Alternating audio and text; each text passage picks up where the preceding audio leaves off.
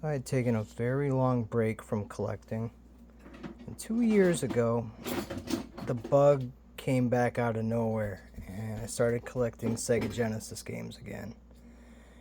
Now, before I knew it, I had over 100 box games, which there could come a video about that sometime in the future.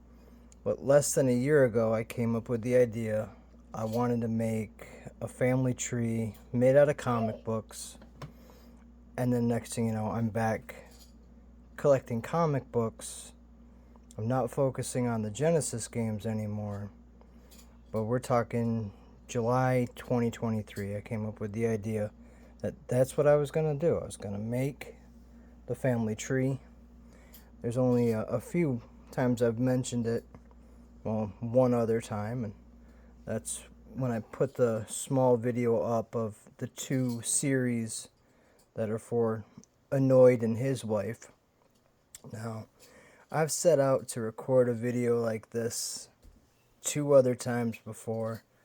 Wasn't happy with how it turned out.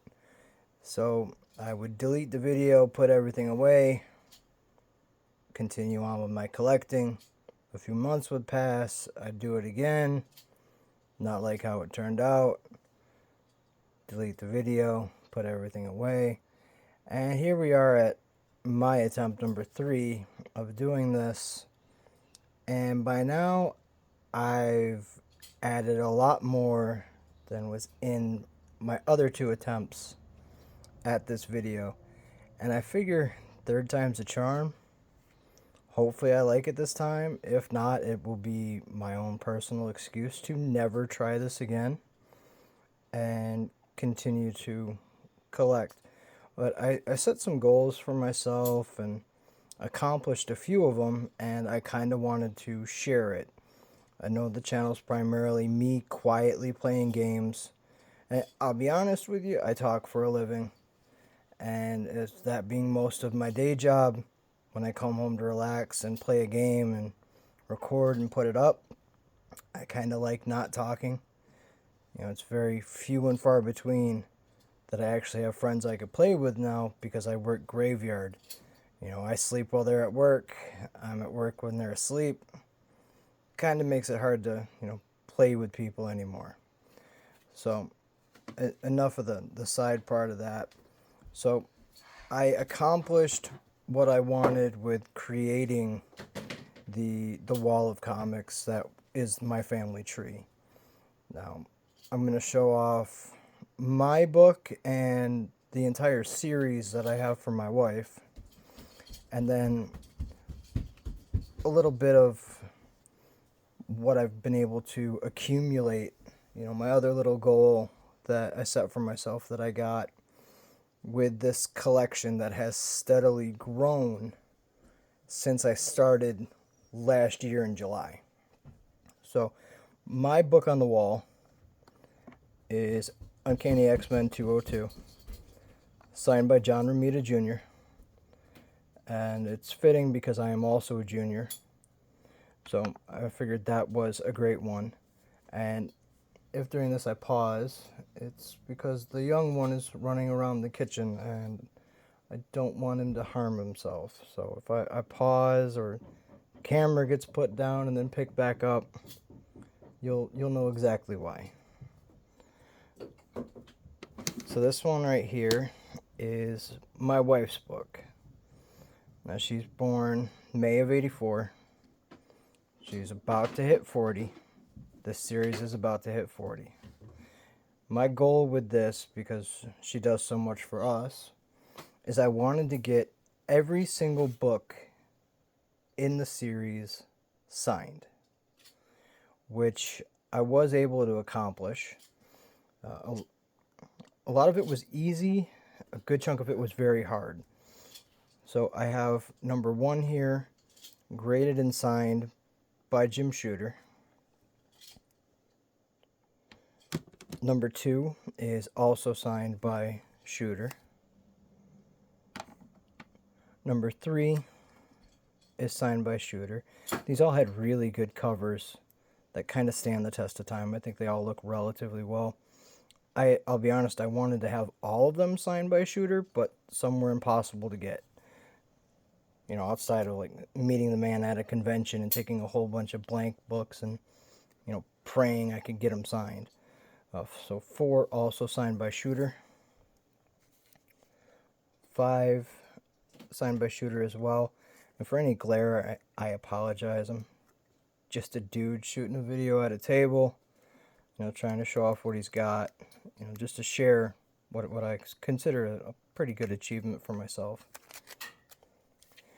Now this one is also signed by Shooter for number 6.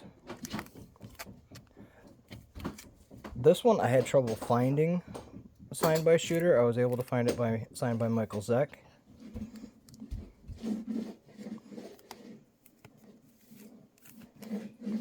Now this one you might look at it and say, well, you know, this one isn't signed. It's actually signed on the first page. So it still met my requirement that it be a signed book in the series. And it's a verified signature, so I'm okay with the fact that I can't see it. Plus, it's an iconic cover. So this way it kind of keeps true with my goal of what I was trying to do and still keep that cover looking relatively nice.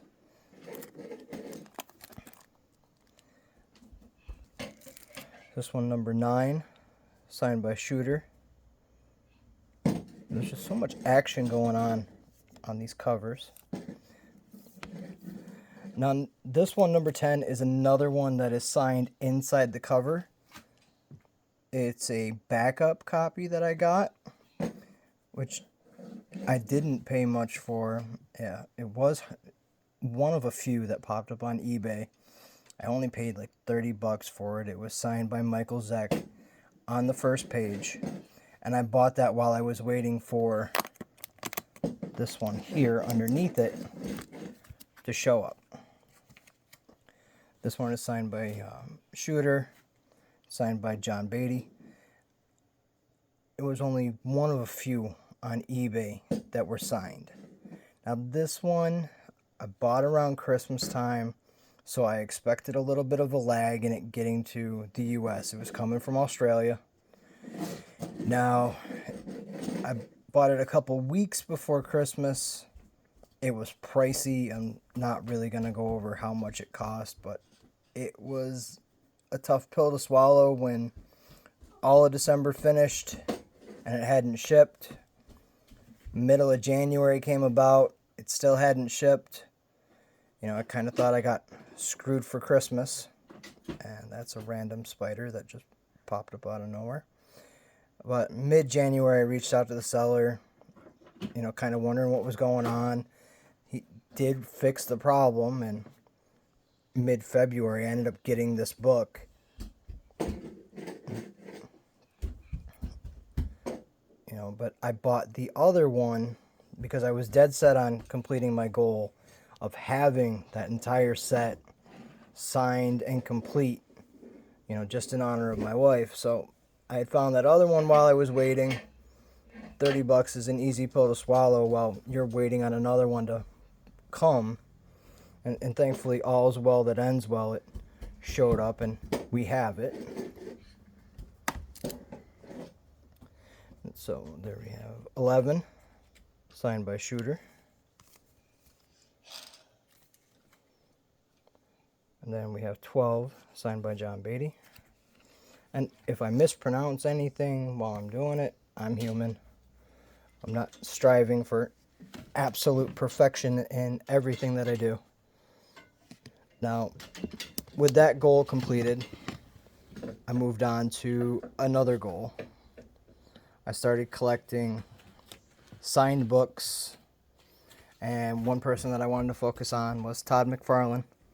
So this one's a little hard to see, but there's McFarlane right there. That's a really cool cover with the Hobgoblin. Got Spawn kills. And then I set myself a tiny goal of getting Spawn 1 through 15. Hold on, I'm moving the chair for Climb up if you want to, bud. You got all your toys to go play with, too. So I set myself a tiny goal of 1 through 15, all signed by McFarlane. And it took a while. It wasn't easy to track down every single one. 15 was one of the harder ones to find. But I was successful in that. So we have 15. Here's 14. I think 14 is a pretty cool cover. This one is actually a lesson in taking a look at listings when you're looking. This book came in like a $5 lot, and I noticed it was signed, but it wasn't pointed out by the seller. And looking at the signature, it kind of looked like a lot. Now, I'm not anybody who can verify signatures. It just looked good to me. So I'm like, wow, $5 for 3 Spawn books. Stop trying to use the pencil sharpener, buddy. $5 for, 3 books. So I checked the guy's store. He mainly sold like baseball cards and hockey cards. It's a good chance the guy didn't know what he had. So I snapped it up. So this one is one of the cheapest books I have gotten signed, just because the seller did not know that he had it, or maybe didn't care. It wasn't his market. So, whatever it may be, this is still a really cool cover and the cheapest signed book I've got in my collection. We have here Spawn 12.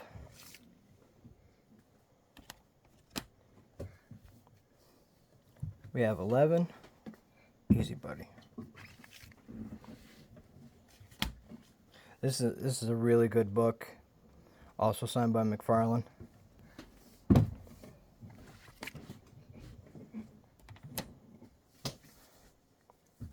Spawn number 9.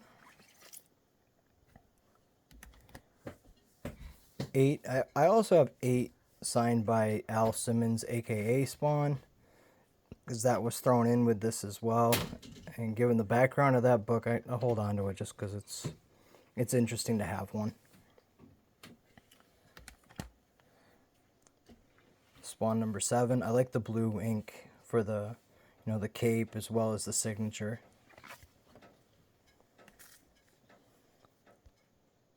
Number 6. 5, which is a good cover. I like that one.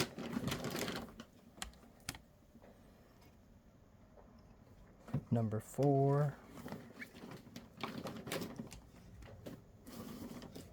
3. 2's got a huge signature. It's also a very cool cover. And then Spawn number 1. So this one took a while to hunt down every single one and actually get it. It was well worth it. I'm glad to have all 15 of them, all of them signed. Granted, they're not special verified signatures or anything like that, but that doesn't matter to me.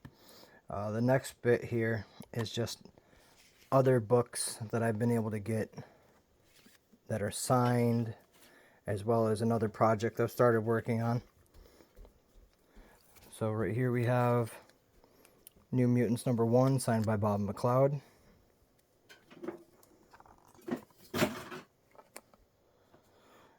We have New Mutants number 2, signed by Bob McLeod.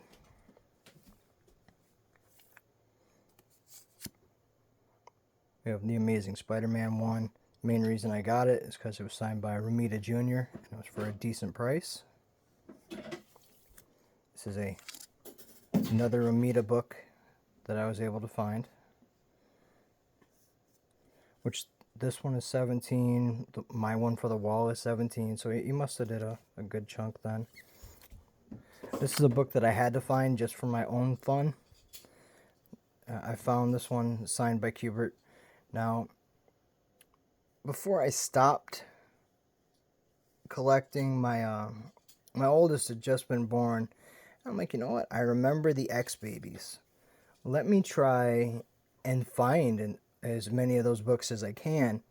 I went into a local comic book shop. Well, not really local to me because I live in the boonies. So I went a couple towns over to the closest comic book shop, and I walked in and asked the guy, "Do you have any of these?" You know, it had been a while since I had actually did any collecting. I hadn't bought books in years.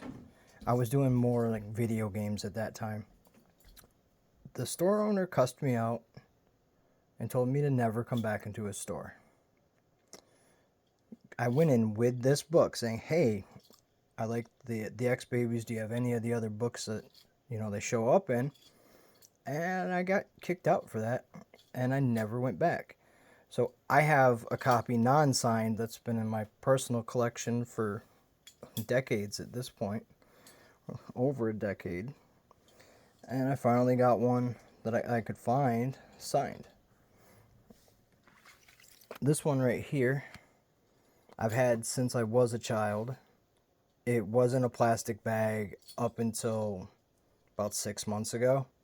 This is one of the ones that you could get out of the JCPenney/Sears catalog.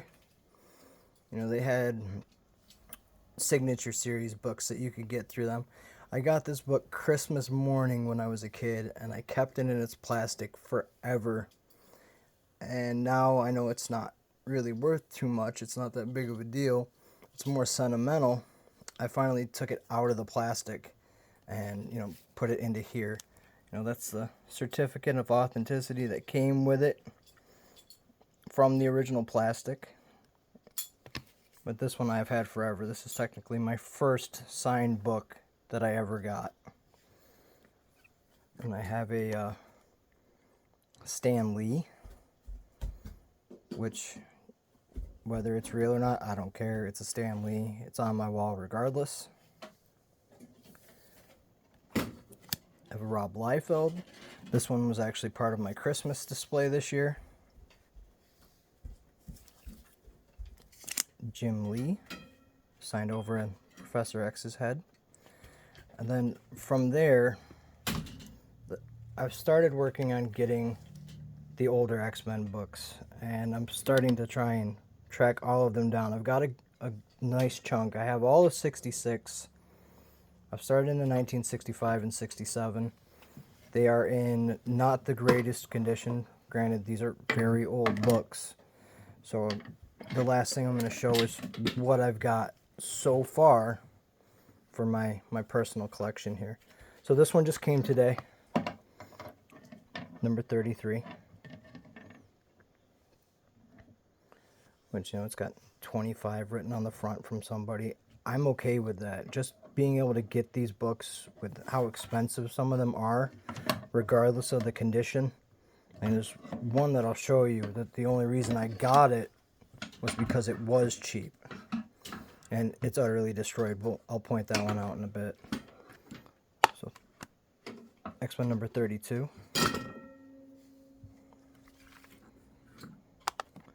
31. A lot of these have... The big thing with me is covers. I like the colors, I like the action, the characters on it. X-Men is one of my favorite series, so it's more of a nostalgia thing for me. Number 30. 29. 28. Now, I was actually surprised how expensive this book is. Like, I don't understand why some books are so pricey. Some I can understand, but this one, I just don't understand. And then here we have number 27. It's still got a lot of white to it. You can tell where it had like sunlight and it's faded some of the ink. This is still a nice looking cover. It's pretty clean. This one I got specifically for my dad. He was born in '66. That's kind of what prompted me to start this new challenge of getting these older books. I like this cover too. 25.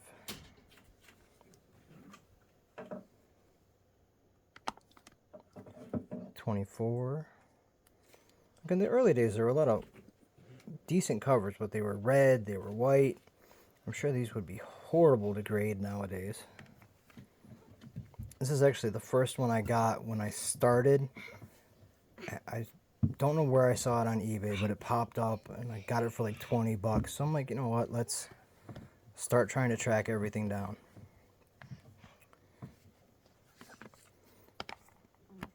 Hey! Number 22.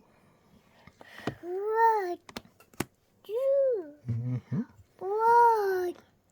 After. Number 21. 2, 1, 2, 2. All right, number 20. This one I had bought off a seller, and they sent me 19 instead of this one. They had accidentally sent it to another person a couple towns over. So the irony of a semi-local seller selling 2 books in 2 different towns. I sent theirs back because the cover was ripped. There was pen all over it for 19. So I didn't want that bad of a cover. And plus it wasn't the one I paid for. You know, I had paid for 20. I wanted to make sure I got it. They rectified that situation. You know, I sent them their book back, and they even notified me when they got this book back, and they were like, well, you can buy it from us now. I'm like, well, I bought it back elsewhere because I didn't think that guy was going to return the comic book to you. I mean, lucky for them, they did. But because they were so great and, you know, kept me informed and then told me when it came in, I bought that New Mutants number 2 off of them just as a way of saying thank you for being stand-up people. So then my copy of 19.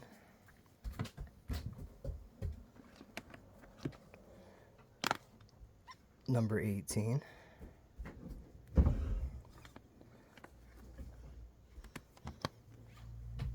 $17. Like I said, there's a lot of red, a lot of white.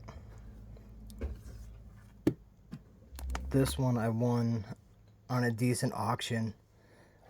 I call it my, what did we just have? Spring Forward. Either way, it was his daylight savings time, and I was watching it, and the bid just landed just right. I ended up snagging this one. I caught him sleeping, you know, during the time change. It's one of the beauties of working midnights. We have 15.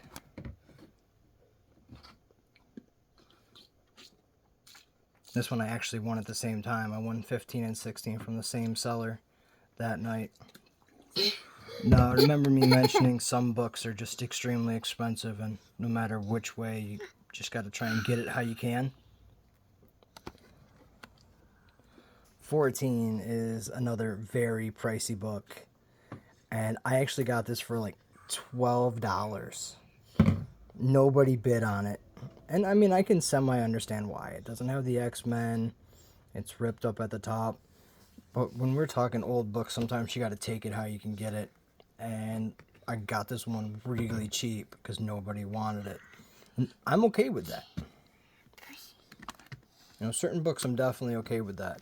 This one, another one that surprisingly is expensive. I don't have 12 yet.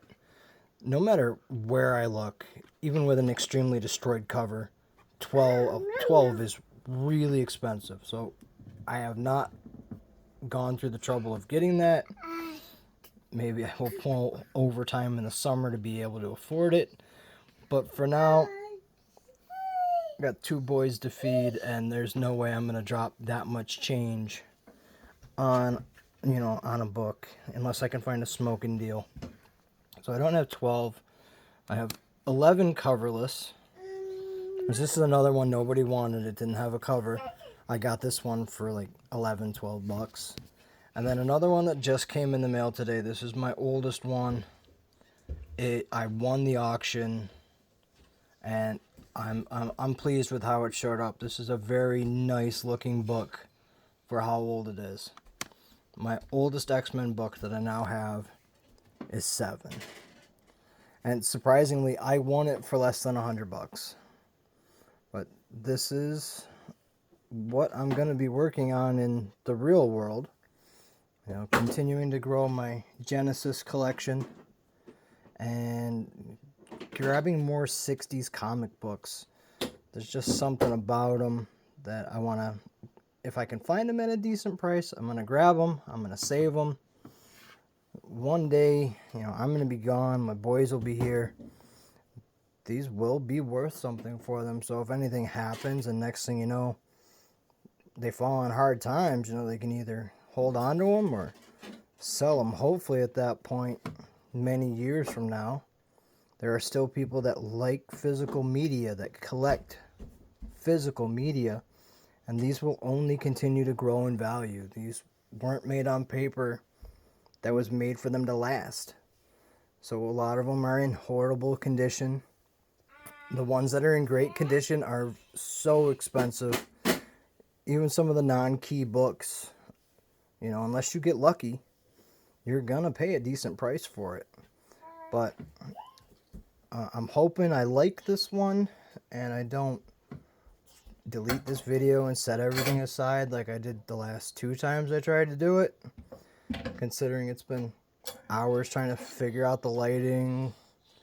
You know, just a guy doing random stuff, posting what I like. And it would be a shame to try and do this a 4th time. Is that, or I'd just give up on doing anything with a real camera.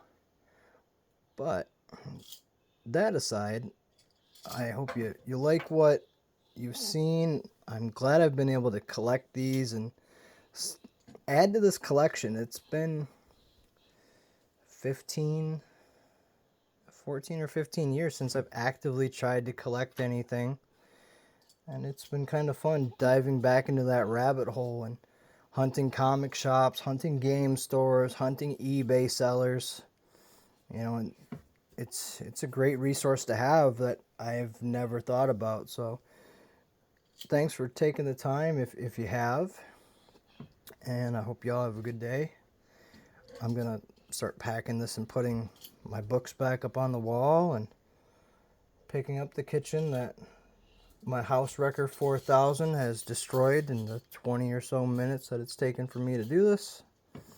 But you have a great day, and we'll catch you again soon.